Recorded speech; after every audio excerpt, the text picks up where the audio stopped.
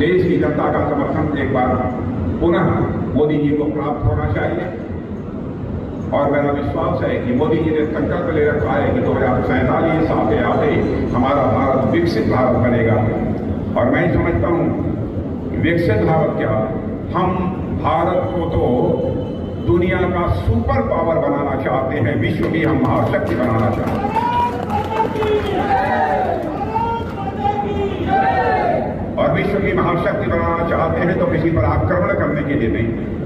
यदि हम विश्व की महाशक्ति यदि उसे बनाना चाहते हैं तो मेरे बहन भाइयों, सभी के साथ अच्छे रिश्ते करके विश्व कल्याण के लिए हम विश्व की महाशक्ति बनना चाहते हैं। किसी पर आक्रमण करने के लिए नहीं, किसी पर कब्जा करने के लिए हम नहीं बनना चाहते। इसीलिए आज मैं बहुत लंबी चौड़ी बात करने के लिए आप सबके सामने खड़ा नहीं हुआ। लगातार मैं इस समय देश के दौरे पर हूं। अपने संसदीय निर्वाचन क्षेत्र के लिए जितना समय देना चाहिए मैं नहीं दे पा रहा हूं। इसके लिए आप सबसे मैं क्षमा चाहता हूं और मेरे विश्वास है कि आप मेरी मजबूरी को समझते होंगे। लेकिन जैसे बाद में मैं बराबर लोगों से मिलता रहा हूं, चुनाव समाप्त होने के बाद मैं आप सभी से मैं मिलता रहूंगा, आप सभी से हमारी बातचीत का सिलसिला चलता रहेगा। इन्हीं शब्दों के साथ मैं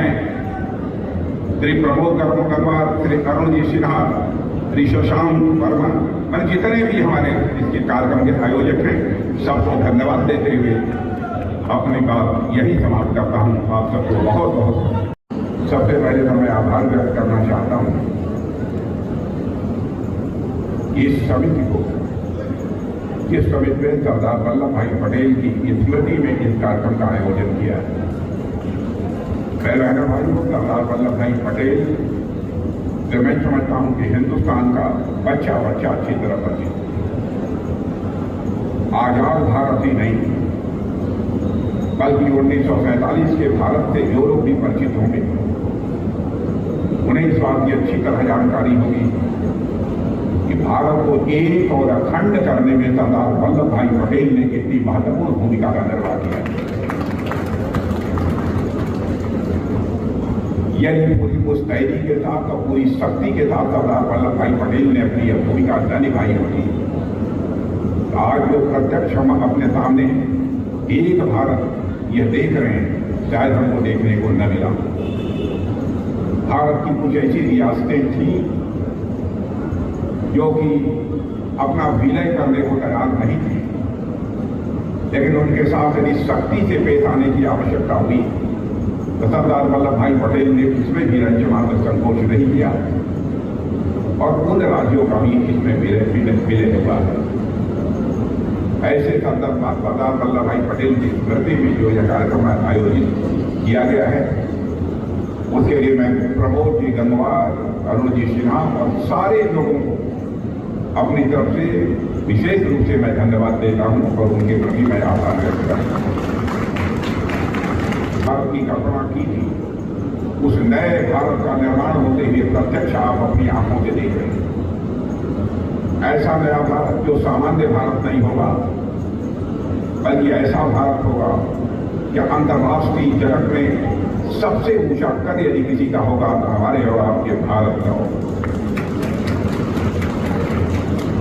हमारे प्रधानमंत्री मोदी जी, मुझे याद है कि 2014 में जब उन्हें प्रधानमंत्री पद का उम्मीदवार घोषित किया गया था, पार्टी का मैं राष्ट्रीय अध्यक्ष था, उन्होंने मुझसे कहा था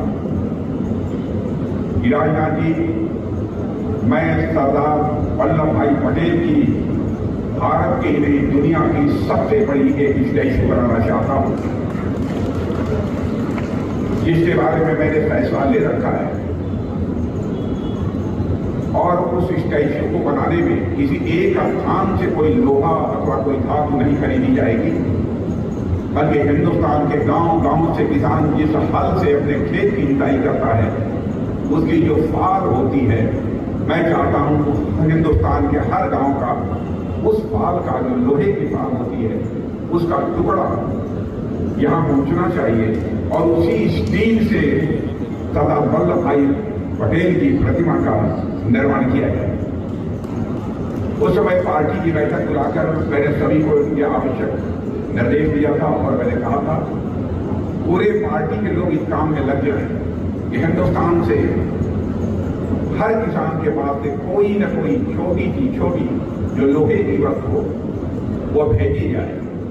और सारे हिंदुस्तान के किसानों ने इसमें विशेष रूप से अपना सहयोग किया है। इसलिए मैं हिंदुस्तान के सभी किसानों का भी अभिनंदन करना चाहता हूं जिन्होंने सरदार वल्लभ भाई पटेल के प्रति अपनी श्रद्धा और अपनी आस्था की अभिव्यक्ति की। भाइयों, आज जो स्टैच्यू ऑफ यूनिटी तैयार हुआ है वो भारत का ही दुनिया का सबसे बड़ा स्टैच्यू बनकर तैयार हुआ है। यह हम सबके लिए गौरव का विषय है और उन्हीं से प्रेरणा लेकर हमारे प्रधानमंत्री जी मोदी जी देश को किस तरीके से आगे बढ़ा रहे हैं,